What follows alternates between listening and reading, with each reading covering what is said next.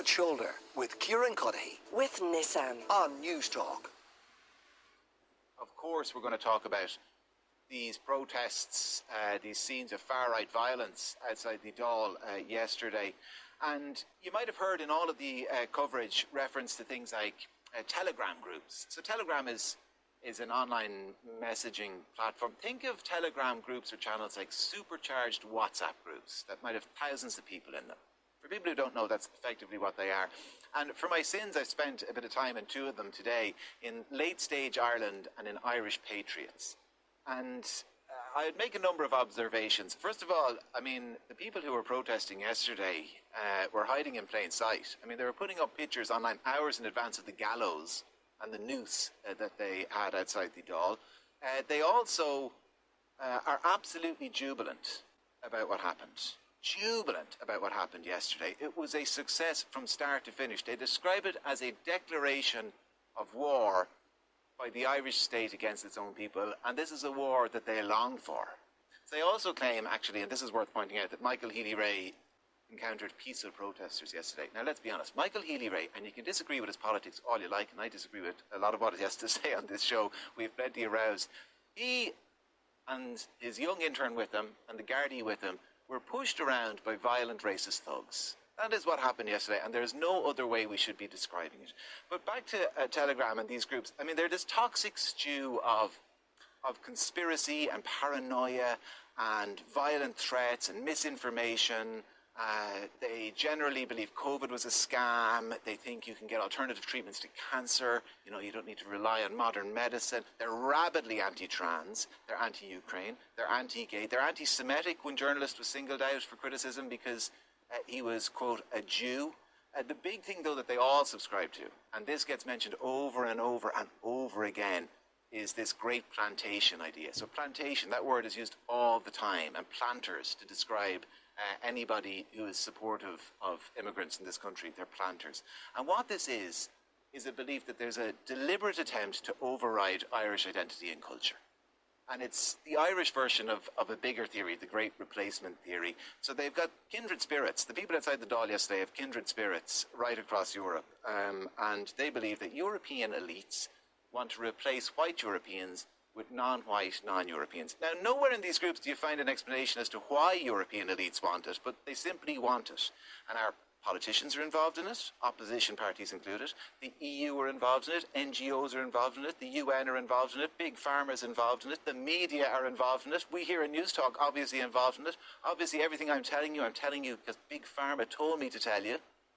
But the danger this poses is that people like this have always existed, but where before they might have been a lonely guy at the bar who you knew to avoid and not get into a conversation with, they can now find a community, they can coalesce, and they can organise. And if they organised yesterday, they'll absolutely organise again.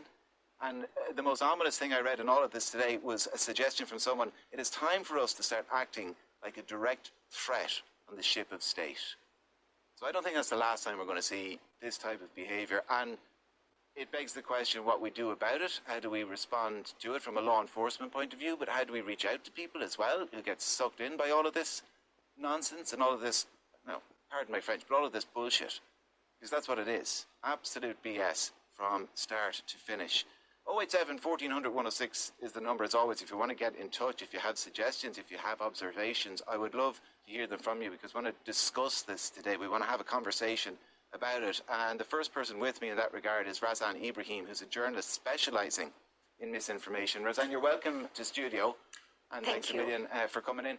Can I ask, if you take off your professional hat for a moment, and can I ask just your kind of human reaction to what you saw yesterday, as somebody who has moved to this country and made a home here, as somebody who a lot of those protesters would say, you should go home?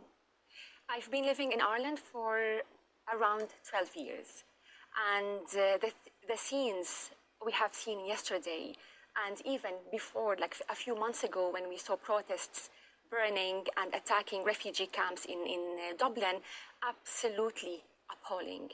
And this is what does not represent Ireland at all. This is very strange scenes and scary. You know, for myself, coming from different country, from different culture, absolutely scary for me. So and disappointing as well. You know, like I've been living in this country, and the like amazing culture, the history, which is as well talks a lot about our reaction to many events in the world, the history of Ireland, the immigration history, the amazing culture of Irish people, everything about Ireland.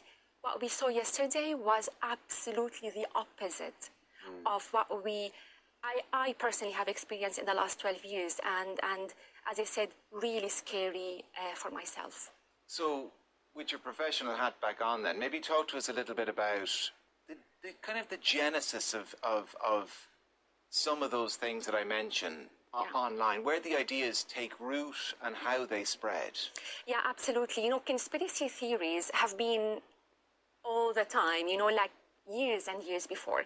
But since COVID-19 and the pandemic, that put all the focus and all conspiracy theory and who believe in them in one pot. So because it was lockdown, people were isolated, there was a lot of attention and time spent on social media. And that's where it started to elaborate, expand. And when people who maybe believe in some ideas, they started to truly believe in this conspiracy theory.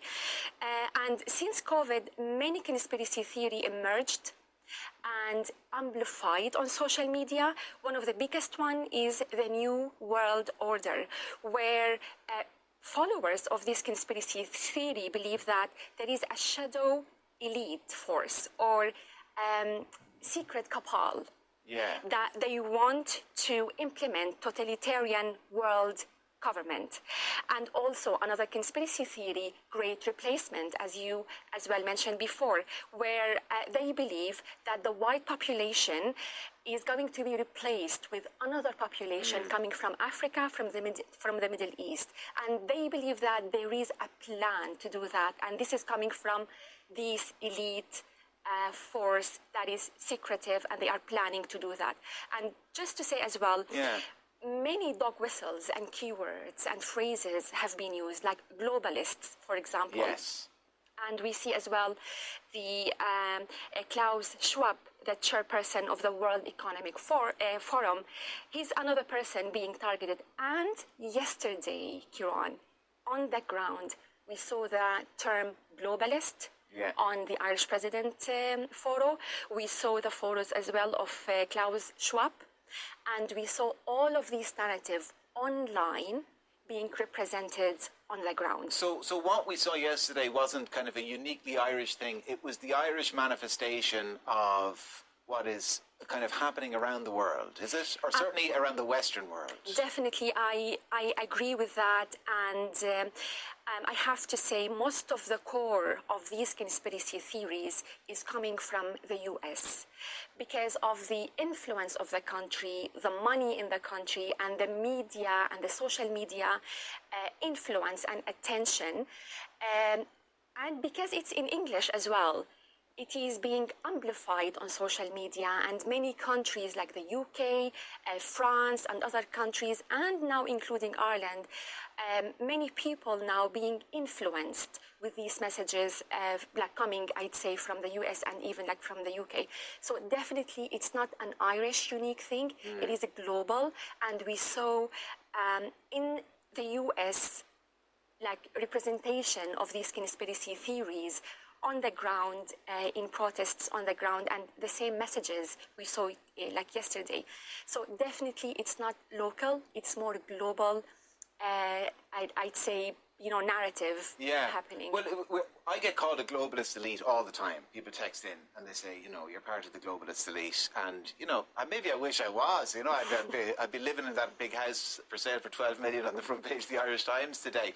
But already, we've got texts in here, people referencing Schwab, people talking about the Great Reset as well. That's a kind of another overlapping theory that falls into all of that, isn't it? Yeah, I mean, one of these theories is that COVID-19 was manufactured and it was created and made up for a great reset. Okay. And that's it is part of it. So, as I said, COVID, in a way, put all these minds and conspiracy in one pot, and it started to, spread across the world. And do they ever ascribe a motivation to these globalist elites like myself, and probably you as well, Razan? We're both globalist elites. Why do we want to replace the native white Irish population with a population from Africa? Or do they care about the why? It's just the fact that it's happening. I mean, honestly, many aspects of it. There is as well a big aspect of anti-Semitism. Yeah. And they believe that this is a plan by the Jews to replace the white population. Well, George Soros as well. Absolutely. It's always getting talked about in that context. Absolutely. Yeah. There is a huge anti-Semitism, unfortunately, like with these conspiracy theories. And also, like, there is, like, even if you want to go to the psyche of these people, what is driving them as well is they believe that they are more intelligent than anybody else. They believe that they know a secret and only them they know it, and that the rest of the population, they are ignorant. So that is as well where it's not only that, it is as well a psychological thing. They believe that they know more than anybody else, and they gather around them like-minded people, and they become influencing and influencers, I'd say, in this group of people, and they become like heroes among these groups. Yeah. So a lot of that as well playing role. One listener says, this is ideological subversion originally used by the Russians and the Chinese as well. The internet has made it much easier. Until we're willing to announce this openly, it's going to get worse. We need to stop worrying about backlash from countries doing it and begin explaining to people what's going on. Somebody else, the state and the Gardaí need to take these groups much more seriously and be properly prepared for these protests in the future. They were totally taken by surprise yesterday, even though the group had to have a permit, for goodness sake. They had a permit for Kildare Street only, not for Merrion Street. Gardaí took far too long to respond. Somebody else, I don't believe that they believe the rhetoric about the plantation. Maybe they do, which is baffling, but I think they're just looking for an excuse to cause mayhem. Somebody is organising them quite efficiently. I tend to believe, and having spent time with them, there are absolutely people, and I know people myself, who certainly subscribe to the Great Plantation and the Great Reset and all of that, so they do believe it. But that texter raises an interesting point. I mean, there are those who will seek to exploit them as well, who don't for a moment believe that there's a plan by globalist elites to replace the population, but for whatever reason, they like the idea of upending the status quo. Yeah. Absolutely, and as you mentioned as well, Kieran, in our daily life, we encounter people who believe in conspiracy theory, people who have different opinion, and they are entitled to have different opinion, to have different perspective or different understanding of the world. That is absolutely, we live in democracy, and that's the beauty of our country and constitution. But I think what happened yesterday, it went for a completely different level. It wasn't only, people with different opinion. It went to violence and harassment and attacks. And that is the scary part of it, when it gets to that level. And definitely there are people who are inside this group and the far right. They have more agenda of exploiting and driving these online to offline harm. Cahill in Ashtown says, it's like the village idiot I knew can now meet up and scream together when before they would just be alone and get ignored. Somebody else says, the wish to replace the population of working class people with lower cost immigrants is the idea that they will compete with jobs and thus reduce wage costs and make more money for the so-called elite. My son is 23, says Jim, and he believes all these right-wing falsehoods shared by these groups. I mean, before I let you go, Razan, what is the advice to Jim? Because I don't know what it is. Yeah, I mean, honestly, I am somebody who is very open. I listen to everyone. And although I completely disagree with many of the opinion, but I would listen and I will talk and I will never close conversation. And I would always advise, we have to talk, we have to speak, but the level when it comes to violence on the ground, that is an absolute red line that nobody should cross. Razan Ibrahim, who's a journalist specialising in misinformation. Razan, thank you so much for speaking to us. The Hard Shoulder with Kieran Cuddihy.